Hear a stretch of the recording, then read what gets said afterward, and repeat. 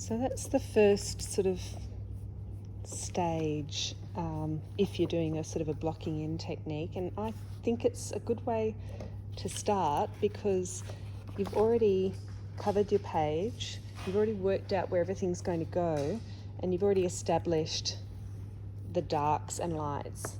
You're going to enhance those by making them even darker and lighter as the painting develops, but at least now you've kind of worked out the basics of it. And if you want to put it across the other side of the room, squint your eyes, if you want to take a photo of it, manipulate it digitally, photocopy it, draw on it, you can.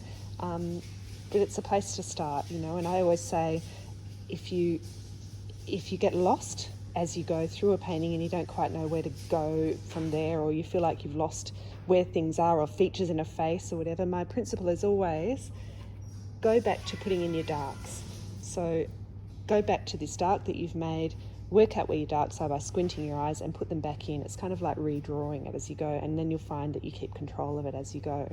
So we can move on to another stage, but that to me is a good place to start. Work out your colours, work out how you're going to mix them, put in your darks, block out really roughly where things are going to go, and then you can start to build in detail and refine from there as much as you want. Okay, so now I've done my underpainting and it's mostly dried. So now I'm going to start to sort of refine the painting a little bit, start to build it towards something that resembles resolution.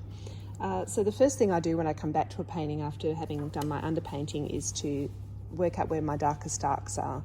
So if I look at my study again, or look at the photo that I'm working from, I'll say, well, I really want this area here to be super dark because that's the shadow behind the man, and I think probably that area there is the absolute darkest, followed by this area here. So I'm going to get that established as dark as I can. It's much easier to get darks done in the early stages of a painting than to try and apply them later, especially with oil paint, but with acrylic I think the same applies. So this is still my dark from before, and it's still wet because I've used a bit of retarder. So I've just added a little bit of blue to it just to deepen it a little touch, make it a little bit darker. And I can even use a little bit of my Payne's Grey here just to give it a bit of an extra oomph. But you can still see how it's still a nice warmish kind of a dark. It's not straight cool black, and that creates a really nice shadow. So I'm going to pop that in where I see those darks and start to build in the sense of there being a face there.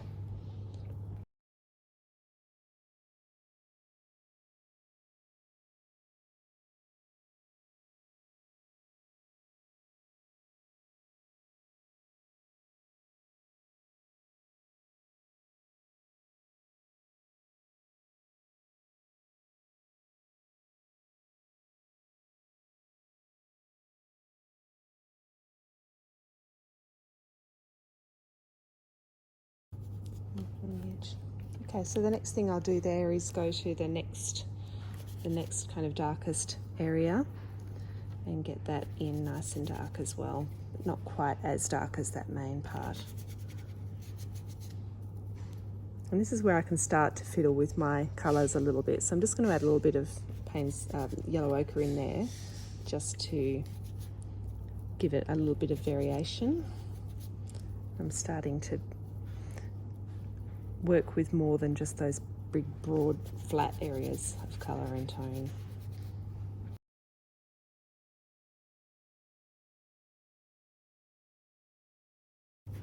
So there's a couple of things I can do here. I can just keep working in tone like this and just gradually refine until I get a little bit more detail.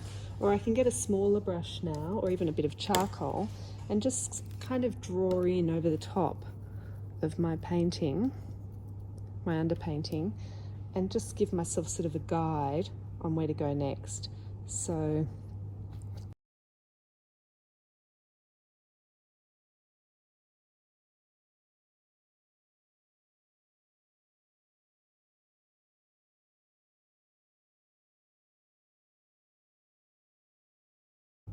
You see, I didn't do this first and then kind of colour in the sections. I put in all the tone first,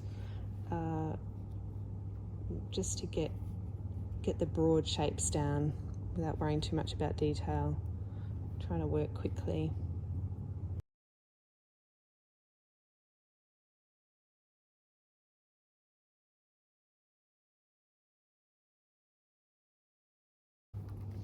Not working quickly for quick sake though, just so that I think broadly about the painting, think about where everything's going to go and make sure everything's in sort of the right perspective or relationship to each other before I start really giving it lots of time and attention.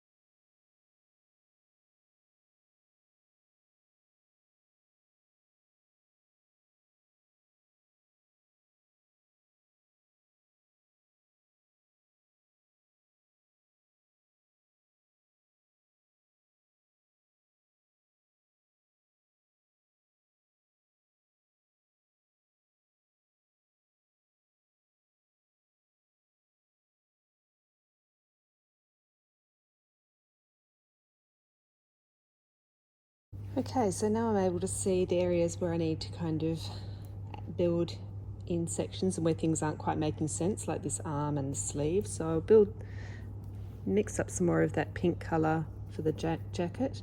Now I know that because it goes into shadow here and gets quite dark, I don't want the pink to be too bright. So what do I do to pink to make it, desaturate it, to make it less pink, to take the colour out of it? I add its complement. So what's the complement to pink? Well, what's the complement to red? It's green, right? So green is also the complement to pink. So I'm going to add a bit of blue and a bit of yellow to make green, and just add it straight in. So let's see how that's giving me a shadowier version of that pink to use as I go around the corner. I'll get in the shadowy area. If it starts to look too lavender like that, you can always kind of brighten it up a little bit with a bit of red again. If it starts to look too purple, add a little bit more yellow because that's the complement of purple. It starts to look too green, and you just add a little bit more red. So it's just this constant kind of backwards and forwards. So if I put this in here now, that's going to give me a bit more of a shadowy area. Sometimes I just go to an old colour on the palette there and give it a bit of depth. That shadowy area for my jumper. Same with, we know the sunlight's coming this way, so this is going to be the shadowy area of the sleeve. Just going to brighten that up a little bit with a bit more paint, a bit more pinkish paint there, because it was just a little bit too purple.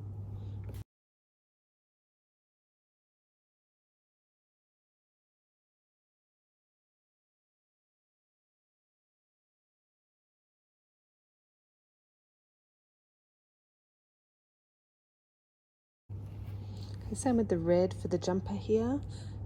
So I'm starting with red, but I know it goes around to be shadowy here. So that's where I add some green. So blue and yellow make green, of course. And I end up with a shadowy, a darker, and also less saturated version of the red. So I'm going to put that here under his chin and down on this side where the light's not catching the red.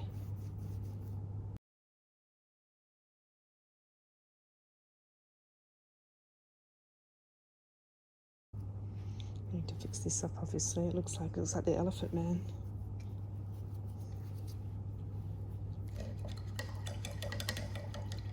Okay, so you can see that sort of bit by bit, I'm just starting to build in a bit of extra tone, a bit of extra detail, and the theory is that as I keep going, it will kind of evolve the painting and get what it needs.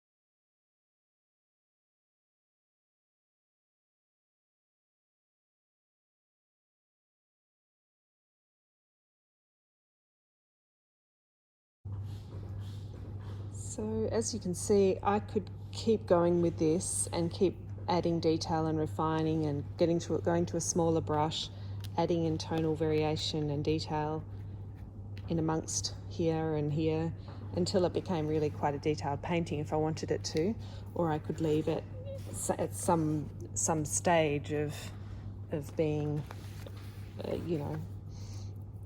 painterly and unfinished, if that's, when I say unfinished, to have that kind of energy about it. Once I felt I'd done enough.